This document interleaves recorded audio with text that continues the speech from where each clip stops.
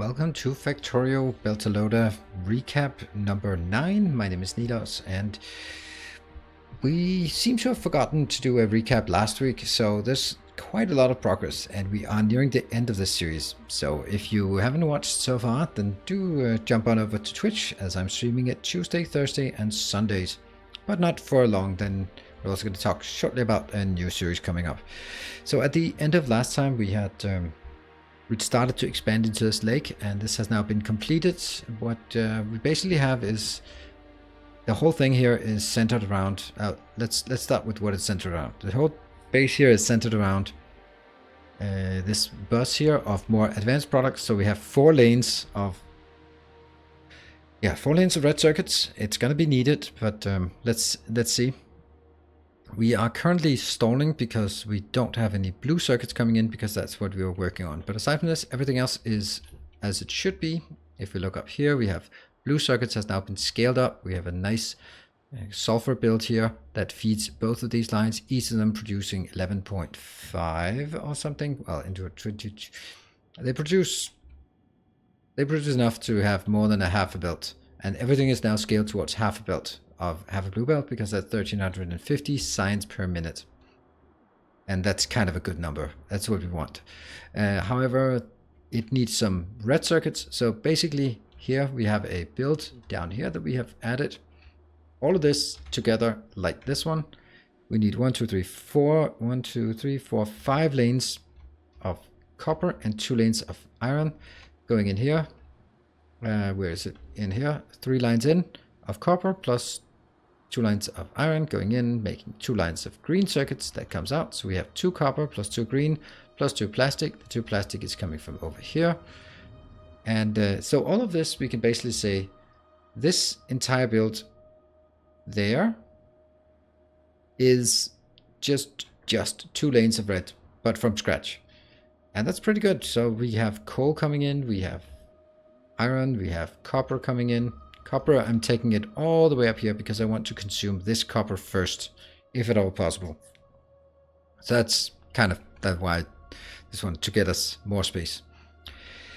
So down here we have our batteries. Basically the only thing we have down here is batteries and 2 lanes of red. So 1 lane of batteries that's coming up. The red circuits are going this very long way here.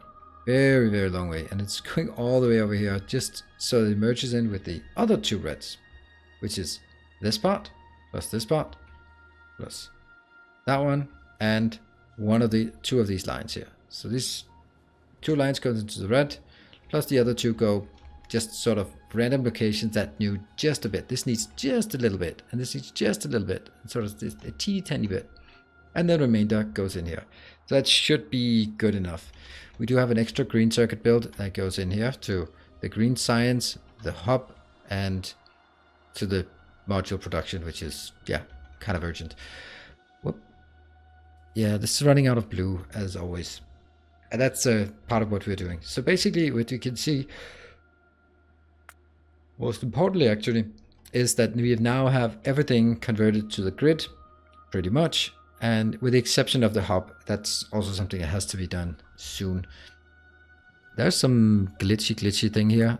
That one, just get that out. See, something that shouldn't be here. These are of course because there's something in the way.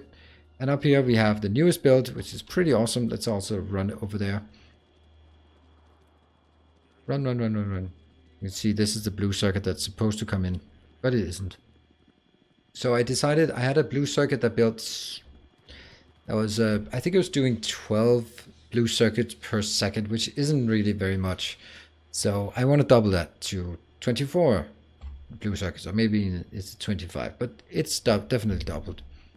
And so we started looking at how much that would take, given that we are going to bring in the red circuits.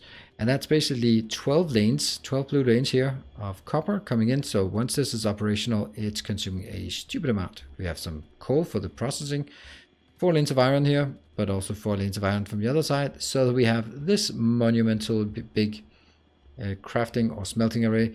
12 lanes of copper, 8 lanes of iron going in here, becoming 8 lanes of green circuits in this newly designed by KefS.